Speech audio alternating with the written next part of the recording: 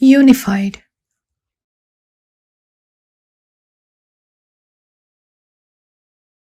Week 6, Chapter 6.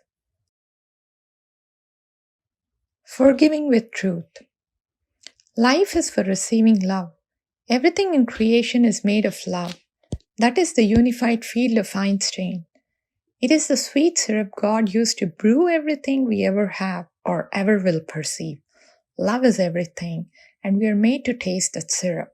Consequently, everything and everyone in creation can give us that sweet taste of love. That is what our life is for, to receive creation's love. That means your love. You not only receive love from everyone and everything, but you also give that same love. For everyone you meet, you give the sweet taste of love. Everything you meet also give that love. So life is not just for receiving love, it's also for giving love to everyone and everything. This little concept spells out the misunderstood concept of forgiving. Life is for giving love. For giving love. That is forgiveness, nothing else. When you hold grudges, you're choosing to withhold that sweet taste of love you can give. Get rid of the grudge and your life is once again for giving love. Grudges are really easy to release when you once realize what a silly illusion they are. You hold grudges because you imagine someone has hurt you. You think you've been attacked, compromised, trespassed, and in some way made a lesser person. Or you imagine someone has taken something from you. Such folly. You're made in the image of God. You're perfection and nothing. No one can alter that. Your abundance. Everything is yours and all you need comes to you when you open yourself to it. You're truly a creator. You create whatever you experience. You imagine that you have been hurt by anyone. It's only because that is what you as creator invited. This is a very difficult concept to grasp. All of so-called reality seems to refute that truth. Your own experience seems to prove the world is full of mean people hurting innocent people. In reality, that is impossible. You're solely responsible for your own experiences. You decide what your experiences are to be, and that is what you have. No one can interfere with you. No one has ever interfered with you. You have free will. No one, not even God, will interfere with your free will. It's protected as a holy right of yours. You can create whatever you want because you create whatever you think. This wonderful universe began with God's thought. Likewise, our creation also begins with our thoughts. In our world of many individual creations, many for each person, we are all actors for each other's script. You're the writer, director, producer, and lead character for your script. Everyone else plays in your creation exactly as you direct. Think you'll be poor and robbed and cheated, and an actor will surely oblige you. Think you're ill, and an actor will transmit to you a horrible disease. Think you're downtrodden, beaten up, and abused, and an actor will come to your service. When you recognize that those people you hold grudges against are actors in your own creation, they're easy to forgive. Then life is for giving love. In the past, when you have forgiven, you have said, "You've done wrong to me, but I want you to know I don't want to hold a grudge, so I'm going to try to forget that horrible thing you did to me." Such a thought recognizes an illusion. It gives power to a mistake that anyone could do harm to you without your consent. It is impossible. Such a form of forgiveness is not forgiveness at all.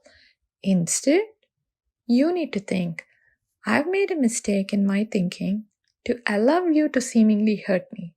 I recognize you're merely doing what I invited, and that in reality, neither you nor anyone can hurt me. I'm perfect now, always have been and always will be. You can't change that. I now recognize that life is for giving love to you. Today, set aside some time to mentally note all those wonderful people you hold grudges against. They might be parents, sisters, brothers, friends, or strangers you don't even know the names of. For each person, say those words of forgiveness. Read it if you like, but more important, feel the meaning of your words. When you go to bed tonight, Think of those people and even others you don't think you hold a grudge over. Picture each one and send love from your heart. Say silently, I send you love from my heart. Say the name, and I forgive you, knowing it is impossible for you to infringe on my perfection. You will find this exercise to be extremely cleansing. As you give love in this way, your whole being opens up to receiving the love from everyone and everything around you. Enjoy the feeling that comes, a peaceful, joyful, quiet yet energetic pulsation of sweet syrup. Forgiving and understanding the true nature of forgiveness is a prime cornerstone of this course. Grudges have been your master and you their slave. They've distorted your perception, they've kept you in hell when you were made to live in heaven. In order to firmly understand this truth, read this lesson each day. Read each sentence slowly, thinking about it and digesting it. This week, you begin more specific communication with our higher self. Up to now, your communication has been about truth, the nature of creation, and how you fit into it. This week, after you have settled down into your focus in the heart and received the signal from your higher self, say, today, name of your higher self, my higher self, feed to me the names of those people I want to forgive. Then sit quietly and let those names come to you. If you want to forgive someone whose name you don't know or wouldn't remember, you'll receive only a description of the incident. Keep a pencil and paper handy, write down each name so you can forgive each after your quiet period. Do this every day this week. You may feel you need to forgive any one person each day, or you may find it complete for that person after one forgiveness. Your higher self will tell you. Just follow the guidance. This week also continue to clear uninvited influences from your aura as needed and close your aura whenever you go into a crowd or near illness or negativity. Whenever you think about it, give love from your heart to anyone and everything. These practices are now a part of your daily life. From now on, they should be done regardless of whether or not weekly lessons mention them. End of chapter 6.